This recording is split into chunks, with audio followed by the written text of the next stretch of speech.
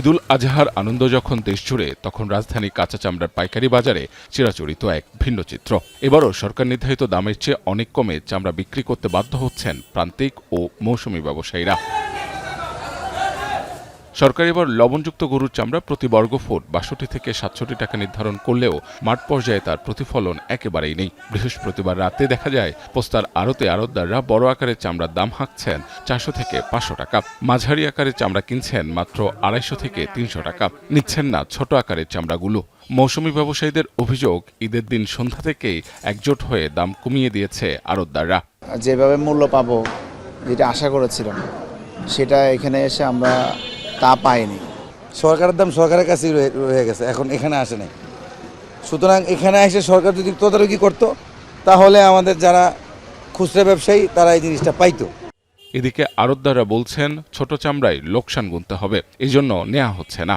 Bangladesh hide and skin merchants অ্যাসোসিয়েশনের সভাপতি মঞ্জুর হাসান বলেন, অর্থ সংকটে চামড়া সংগ্রহ করা যাচ্ছে না, টাকার অভাব রয়েছে, কেমিক্যাল, শ্রমিক, লবণ, পরিবহন সহ সব আনুষঙ্গিক ব্যয় বেড়েছে। একটা মালে ৩০০-৪০০ টাকা খরচ আছে।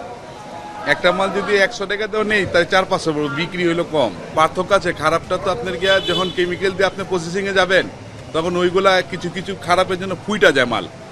যখন ঢোলে যায় তখন মাল চুনা আর সোডিয়াম দিলে মাল পুরো ফুটে যায়, তো ওই মাল তো আর টাকাতে কেউ নিবে না। আবার মজুরি বেড়ে গেছে, লবণের দাম বাড়ছে, সবকিছু মিলে এর জন্যই সরকার এটা বাড়াইছে। বাট বিদেশি ভাইয়েরা আমাদের এর আগেও মানে ঈদের আগে গত এক সপ্তাহ ধরে অনেক ট্রেনের মালিকের সাথে অনেক ভাইয়ের তর্ক বিতর্ক, মানে দেন দরবার হয়েছে চামড়ার দাম বাড়ানোর জন্য, কিন্তু কেউই একটা টাকাও দাম বাড়াবে না।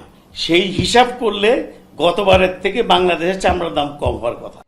প্রাণী সম্পদ অধিদপ্তরের তথ্য অনুসারে এবছর কোরবানিযোগ্য পশুর সংখ্যা ১,২৩,৩৬,৮৪০টি, যেখানে সম্ভাব্য চাহিদা ধরা হয়েছে ১,১,০৬,৩৩৪টি।